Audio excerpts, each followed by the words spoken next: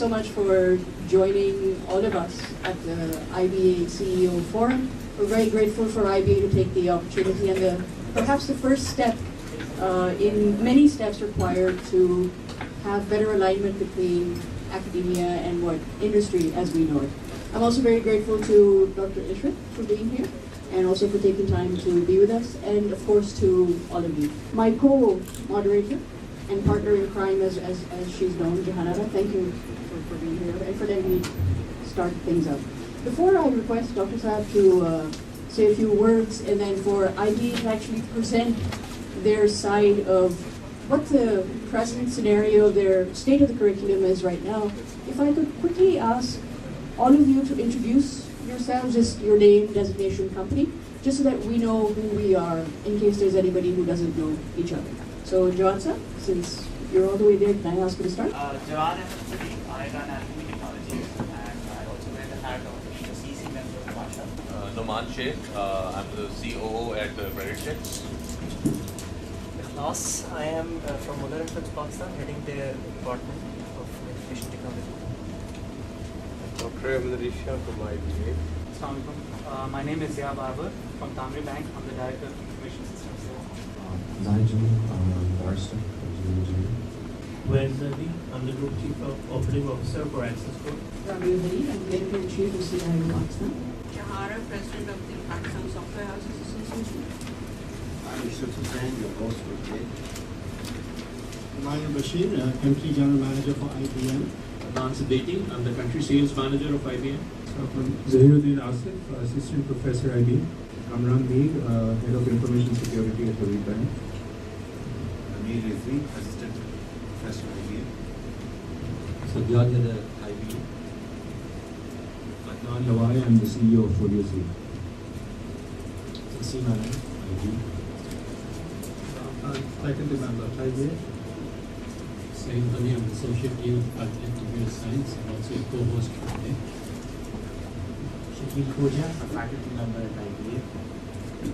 Raza Apni, faculty member of IBA.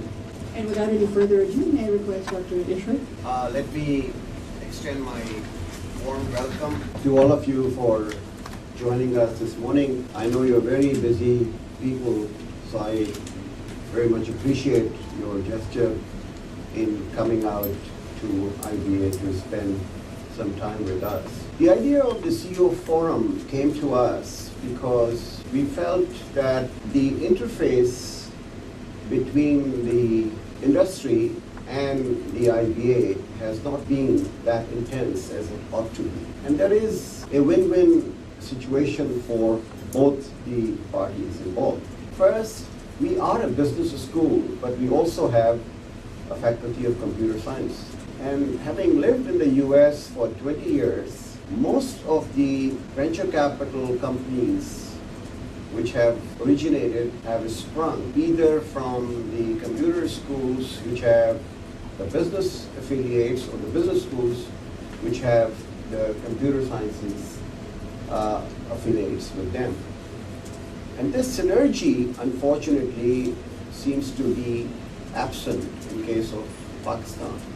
Everybody is doing their own things without bringing the two together. When I was involved in the policy for the IT in my previous hat, one of the things which struck me was that you had very good technical expertise, but you didn't have the project management skills, the leadership skills, the marketing skills to translate some of those technically sound ideas into workable, marketable propositions. And I do not know, I'm not in touch, but I'm sure that we have not progressed very much in that direction.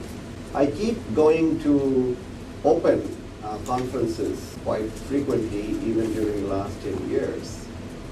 And what struck me was even the Pakistanis who have studied at good business schools have got into the venture capital companies with the assistance of their partners who have been in the engineering schools or in the computer science schools. So this synergy, I thought, existed at IBA, but was not very much being utilized either by the industry or by the IBA itself. So we wanted to bring you together to listen to you, to understand as to how we can intensify this relationship between the industry. I mean, the traditional model is that we produce the computer science graduates and they go and get employment in some of your companies. That's the traditional model, that we are the feeder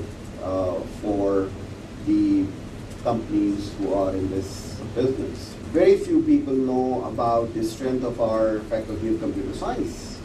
I mean, if you have a random survey and you ask people about NUST and FAST and GIK and UET, the word association is technology and engineering. If you talk about IBA, it is business school. But very few people know that our strength as far as faculty is concerned lies in the Faculty of Computer Sciences. And the student-teacher ratio is, I think, one of the best in the country. And it has been ranked as #1 school by the HEC from the Accreditation Council. On the other hand, one of my problems is recruiting first-rate faculty in my business school. But the business school graduates are all over the place. They are sought after. 3 months before the exams, every major employer visits IBA and interviews and grabs the students. So there is a disconnect between what our strength is and where the market is speaking. So I thought the CEOs of this particular industry ought to know that we have something to offer. And we have to listen to you and adapt to the changed market conditions and demand. The worst thing you can do is to arrogate to yourself and say you know the best as to what kind of products we should be producing. That's a kiss of death as far as I'm concerned. We have to be responsive to the not only today's needs, but the future needs of the industry. And one of the purposes of bringing you together here is to find out the shape, the form, the contours of the graduates you would be actually looking for.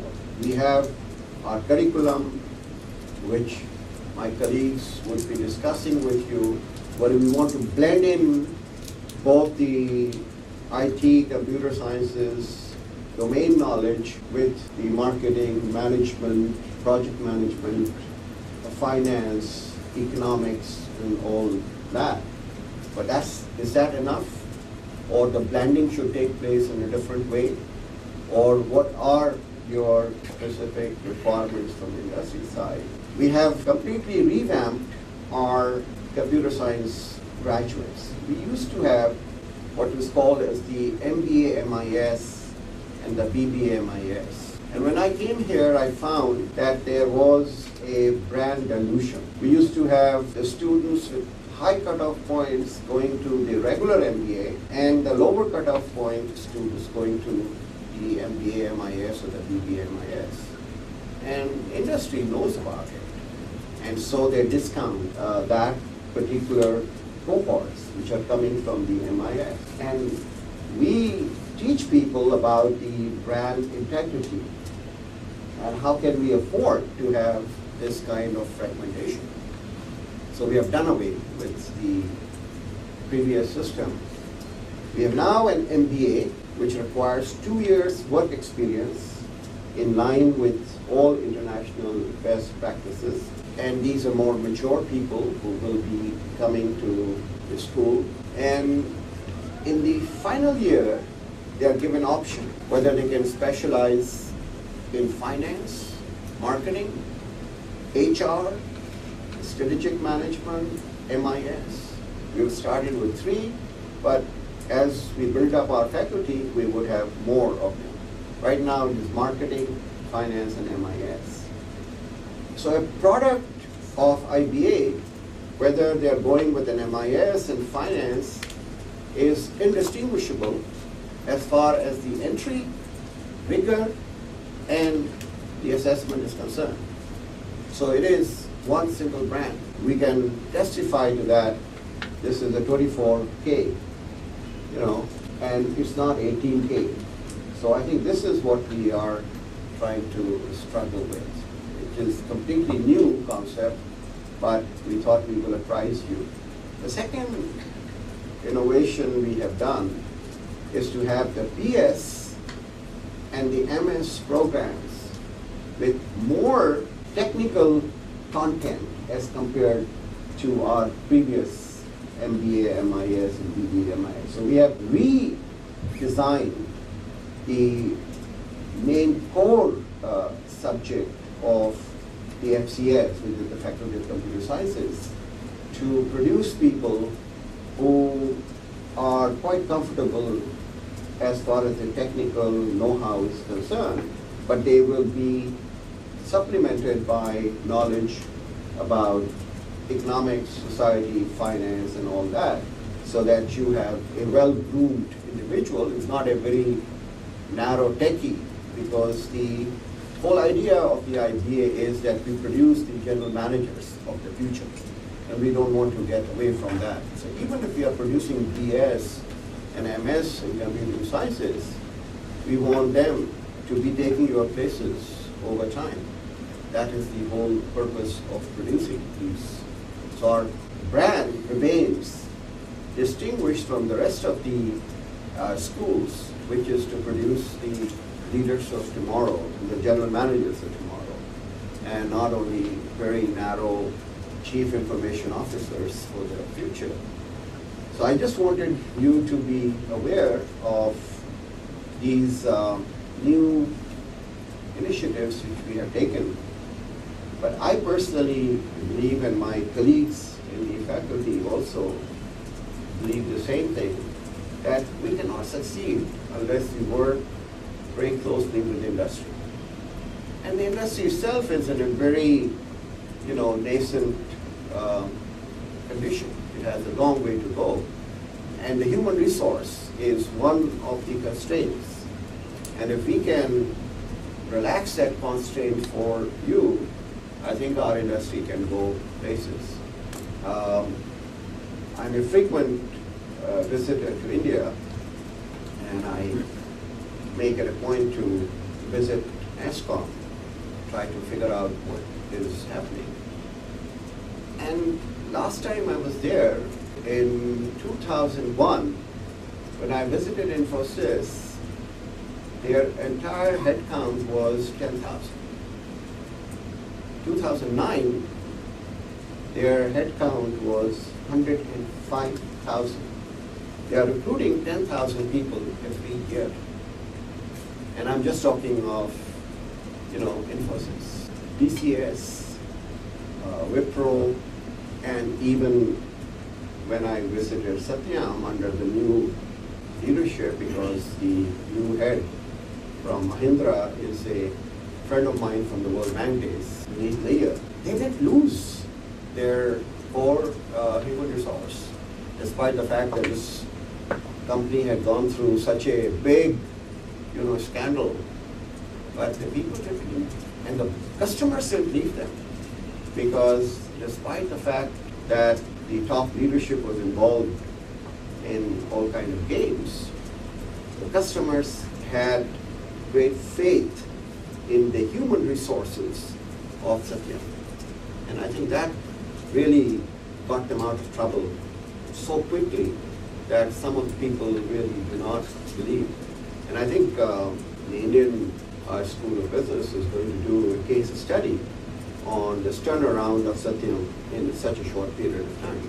So my wish was, and I think Jahara knows this, that we should have been, if not in the same league, 1/8 of India as far as the IT exports are concerned, because that's the ratio between India and Pakistan.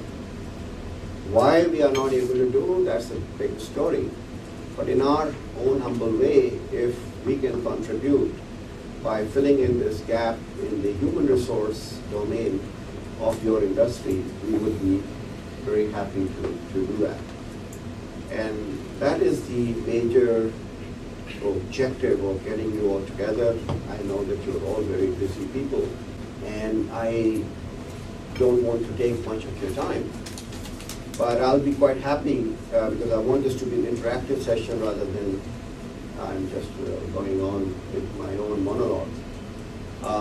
If you have any questions, if you have any suggestions, and my colleagues will present what the Faculty of Computer Science is going to do, what their aims are, and because this is still at a stage where we can absorb some good ideas and suggestions, please feel free to be frank and candid and give us your feedback so that we can improve our curriculum, our pedagogy, our faculty, and everything. And we also have an open invitation to all the CEOs that you may be very busy persons, but if you want to come and teach here, even as a guest lecturer at some point of time, our doors are open to all of you. I mean, that is an offer.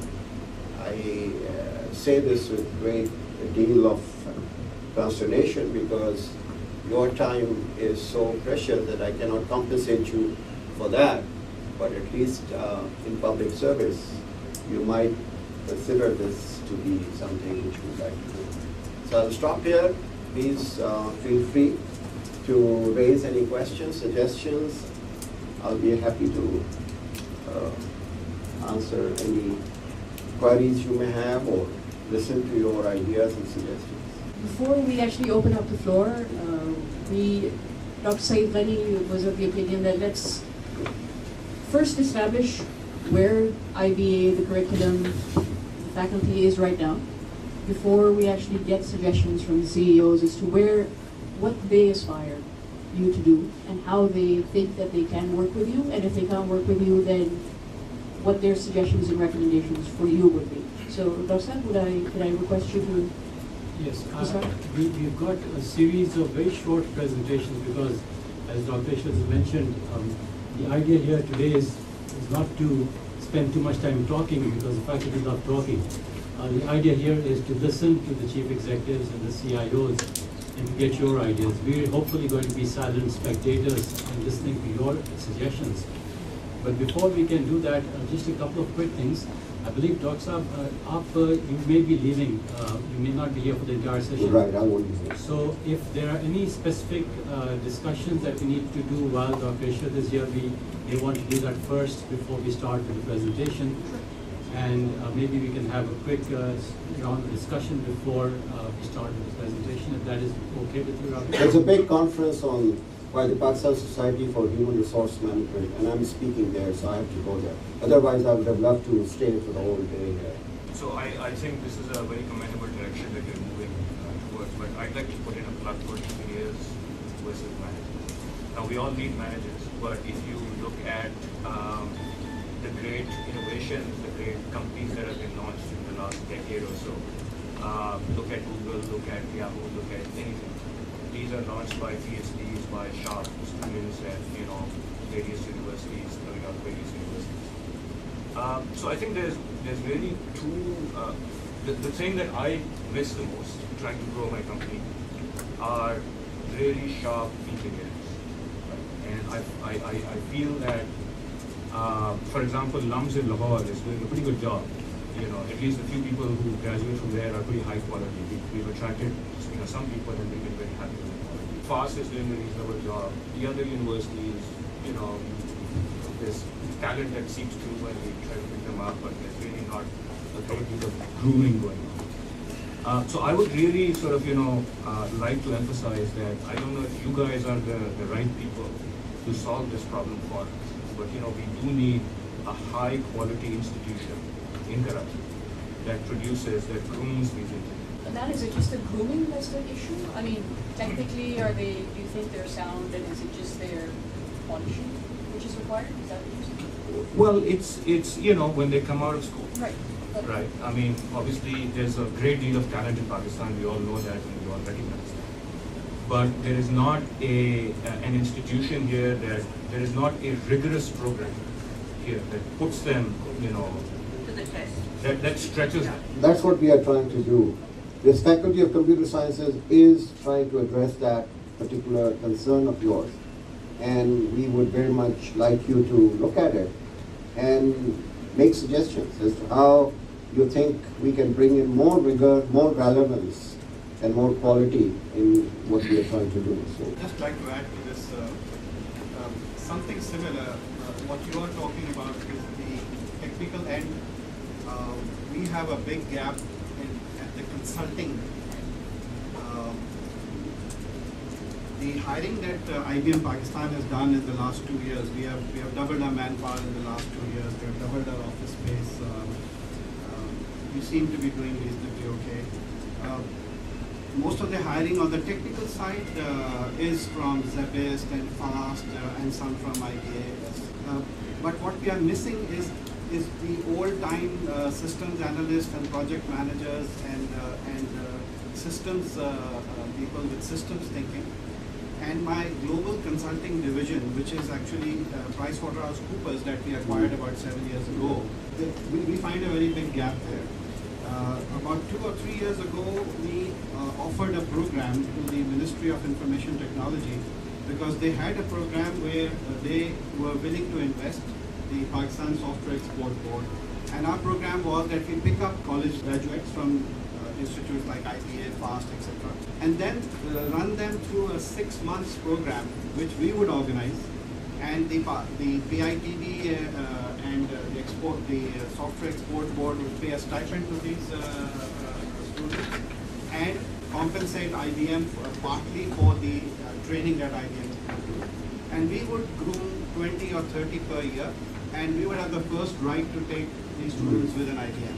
So, you know, I would be very happy if there is an interest that we could revisit this and revive that, because the industry needs, because you cannot produce overnight graduates with all the skills that you need. On the other hand, we also feel that we have not done a good job in working with the academia. Adnan here, my colleague, who's until last year was in Islamabad, has done a lot of good work with the engineering and computer science institutes in Islamabad. That's why he'll be here full day to contribute. We see, I think, a better job being done by Oracle here, and in some cases by Microsoft. But that is only 1/3 or 40% or 50% of the market. IBM has acquired about 70 software companies in the last decade, spent $10 billion. And there are major opportunities within the banking, within the pharma, within the ERP sector, where IBM middleware and others are. So those need to be introduced in the curriculum.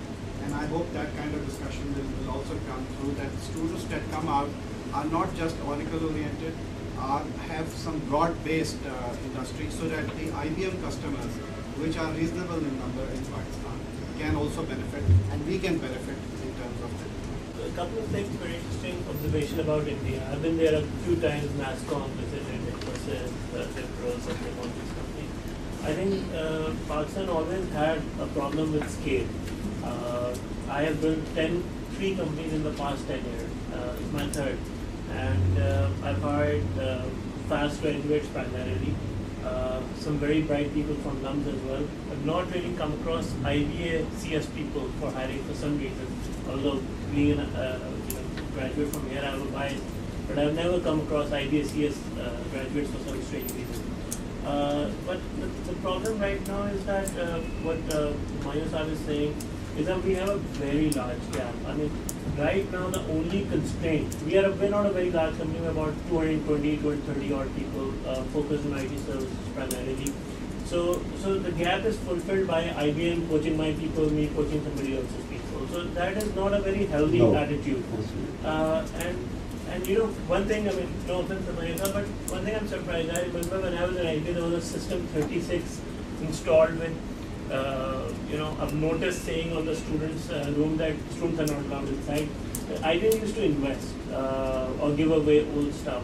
So I think the IBMs and Microsofts and Oracles need to actually, go out and build these training programs, pick up a substantial cost, because that's the only way. If you look for subsidies yourself, I don't think it's going to happen. I'll complete what I'm saying. So there is a very, very large gap. Only constraint is human resource. There's no capital constraint anymore.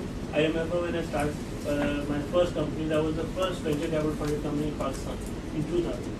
And capital was a major constraint 10, 11 years ago. Today it's no longer a constraint. So the only constraint is HR and quality HR. I mean, if you go out, put an ad out, you'll get thousands of resumes. But quality resumes will be very few, and people with right attitude. This is where IBA has always had an advantage. They produce graduates with the right attitude. We used to have a joke, my boss, who was a foreign graduate, that if I give a task to an IBA guy and a LUMS guy in the morning, I'll come back, the IBA guy will be all sweaty, would have gone out, done his task, and the LUMS guy would be waiting for the cool car and the driver to inform him it's ready. So this is what is missing, is the right attitude. This is what you are talking about, people who can think for themselves, the engineers who can think for themselves. And that's where I think IBA has to play a role in qualitative grooming and maybe somehow looking at attracting more talent, because this talent is going anywhere. And getting the right people in, grooming them, putting out in the market. And 3-4 large institutions need to do it in bulk if we ever hope to catch it. Because if you start today, then you're looking at 2016 or 415 at the earliest, where a substantial supply of HR will come into the marketplace. So it's a huge 4-5 year lag. That's very, very relevant point made. As Umayya just mentioned, that I've been involved from IBM, I've been involved with the academia, and we have done some work. I just wanted to mention that in 2008 we invested, or we wanted to invest some money into one of the educational institutions, and we went out and formed a committee and then evaluated educational institutions throughout Pakistan in terms of their readiness. And finally, NUST was selected, and we invested about $1 million into their open source program, set up a lab, open source lab, and all that. So yes, we are ready for that, and teach the teacher program, trainings from external instructors and all that. So we are already involved there, and this is what we are looking forward to doing at other institutions as well, where we have been involved with GIK, NAS, FAST mainly, but now we are definitely looking at IBA, because as Oves has just mentioned that somehow the CS graduates of IBA, I've never come across any until I came to IBA and found out that there is a CS program, although I'm also an IBA grad myself. And I have a bias towards IBA because I know that, at IBA, at least one thing that you learn is to sweat, right, and get the best out of it. So I understand that, but now we have to probably change the direction and focus on the CS graduates. Whatever is required in that in this regard, we are willing to help IBA. Now, having said this, I just wanted to bring the focus to what we intend to do today. Now, we intend to basically, as I understand, and correct me if I'm wrong, we are here trying to figure out what kind of graduates or what kind of human resources required by the industry. Right. Now, there are two things. One is that there has to be some national policy for human resource development. I'm sure there is one in books. I know that there is one, but of course, let's not go into that area. The other stream would be to go out in the industry and find out what is the requirement of the industry. So before we start talking about what to do with the graduates, let's find out what is required from the industry. Now, what we are doing is, and I'm not talking about IBA only, I've seen this at NAST, IBA, NAST, LUMS, all other places, that we have some ideas about what is really required out in the industry, and we start teaching those things to our students. but reality is far different from that. At downside, that's why we're here. Yeah, exactly. You So are from the outside. we have to know, we cannot do that in this room, right? We have to go out in the industry, do some kind of survey, some extensive kind of engagements with the industry, and only then we can find out that what's out there in the industry. I can talk about my products or my requirements, but there are so many who are not represented here. Actually, I think Dr. Saab does have to leave, but then also talk in the entrepreneurship area. Yeah, I'll talk about that too. I forgot about that. Basically, IBA is also academic alliance partner with IBA, and I've been communicating with, having discussions on a lot of issues with Sadia. She's in Islamabad. But when I spoke her about regarding the lab hardware, because you started off with the infrastructure first in Nest, and then you train the trainer, and then you introduce some curriculum over there, and you actually set up complete foundation over there. But when I spoke to Sadia for hardware and lab and other stuff, she straight away said, no, we cannot sponsor hardware at all. You can only use software, you can provide training, but IBM cannot sponsor hardware. There are different programs. There are different At programs. downside and Humayun, if I can just ask. This is very specific. Very Yeah, specific. let's talk about Carry this. on. Let's talk about Joy? this. I have a slightly different perspective, even though I represent Pasha as well as my firm. I have two separate points that I'd like to make. I think the first point is that, so I am a computer science graduate, and I also have a business degree, and I've run a business, and I've failed a number of times. And I've hired a IBM computer science graduate who turned out to be one of our strongest employees for a very, very long period of time. I think something that differentiates a high quality or a great candidate is his or her ability to think systematically, as Mayu and Dan pointed out earlier. And that ability comes only from practice and solving a large set of problems in a short amount of time. So if you look at any strong computer science program, you'll see that there is an enormous emphasis on real class projects. And we're not talking about paper-based class projects, we're talking about projects that go from start to finish during the term of course. So if you look at the history of fast ICS in Pakistan, if you look at what LUMS has done right, what NUS is now doing, and what Dr. Ghani and UKIM and IB is trying to do, I think if you could increase the number of real class projects that students complete during the tenure of the program, that will go a very long way. But it's also important to emphasize that within those class projects, about 80% of the effort in a computer science project goes in completing the last 20% of polish. And most academic projects sort of stop at like 80% level. So students never get to the last 20%. They don't realize how important that last 20% is. And then there are other aspects of them that could possibly come in during discussion. So this was one.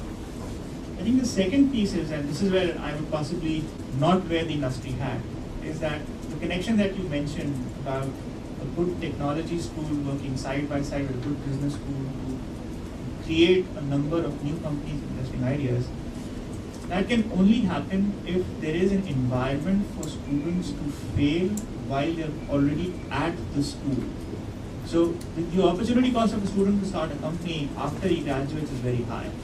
But the opportunity cost for him to start something and fail in his final term is very low.